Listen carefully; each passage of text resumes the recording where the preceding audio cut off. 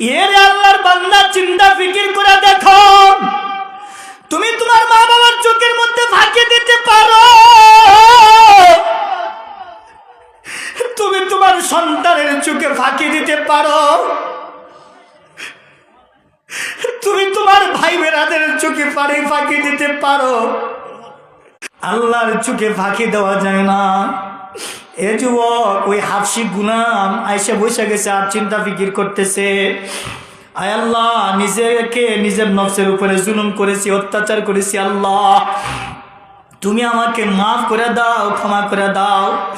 আর আমার কারণে এই এলাকার ভিতরে বৃষ্টি হয় না, আল্লাহ তুমি এই এলাকার ভিতরে বৃষ্টির ব্যবস্থা করে দাও। এই দোয়া একা একা করতেছেন আর একা একা কইরা আল্লাহর বান্দা ওই হাফসি গুলাম আব্দুল্লাহ ইবনে মুবারকের কাছ থেকে একা একাই চইলা যাইতেছে। যখন জায়গা আব্দুল্লাহ ইবনে মুবারক